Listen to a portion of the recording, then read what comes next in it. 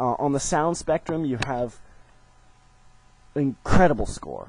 I can't stress that enough. There's a couple 80s tunes, but it's mainly played during the disco bar, so it fits that. Otherwise, there was a full orchestra paid for this movie, and, this orchestra really shows. All of what I said in the OVA, saying the heroic music comes on and really kicks in at the right times, thrice-fold for this movie. It works even more so. The music is twice as moving, the music is twice as suiting in certain scenes, and I can't give it a high enough score, especially the end song, His Show Never End, is just a beautiful way to end off the movie. And, like I said, there's a couple 80s points, like during the car chase right at the beginning of the movie, there's kind of like a synthesizer music, but it shouldn't bother you too much, because the rest of the music really is just fabulous, and it's one of the best scores I've heard in quite a while. Very little repeated tracks as well, which is kind of surprising, because it must have cost a whole lot of money.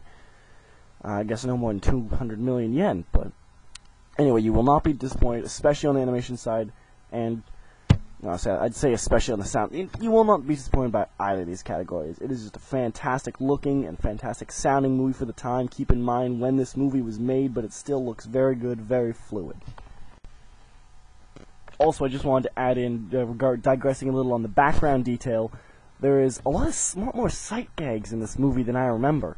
And that's not a bad thing, actually, because this movie is just a lot of fun to watch. You're not meant to take it too seriously. And I think those really help with that kind of attitude.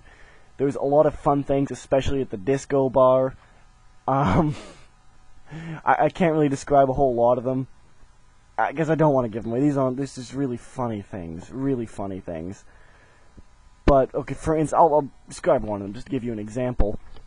There is one scene where they're in the disco bar, they're having a fight in a disco bar, and someone whaps Talus on the head, one of the random people. And his head kind of goes into his shirt and pops up Three Stooges style, turns around, just gets one giant, wagged up punch like Popeye, and smacks 7 people back into a giant disco ball, while the announcer is just screaming in the background in bad kind of English, dance, dance, and it's just, I really can't describe it. That wasn't even a really good one, but there's a lot of fun things in this movie, and there was a really odd scene where I thought it was, if it was funny, don't get me wrong, where this one scientist guy is trying to get away, he's part of the enemy's team, and he's trying to go into the room, he's like, no, don't leave me here, and he starts showing up like 1.5 million times, and it seemed kind of a morbid bit of humor for Crusher Joe, and it never happens again. I found it funny, and I'm sure you're supposed to, just because the way the scene is plays out, but just very odd. Anyway, like I said, more with the background details.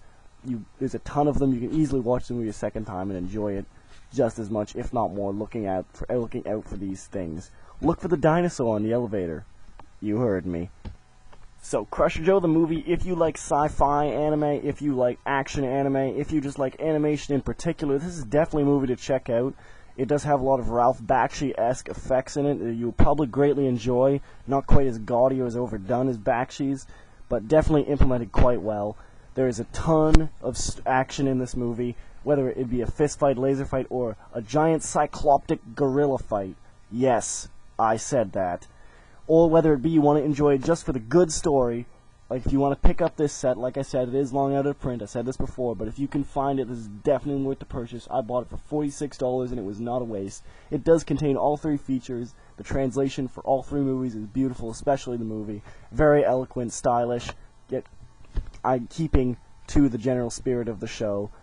It is really just the full package, and that's a really apt description for Crusher Joe the movie too. This is the full package.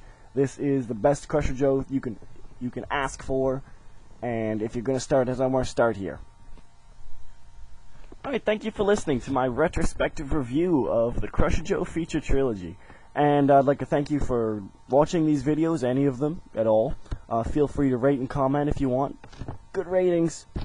And also, I'm going to try and get my hands on the 1-volume Crusher Joe manga, but it is also far long out of print, even more than the DVDs, and it's only available from sellers online for a great deal of money, close to $50 for 176 pages of manga.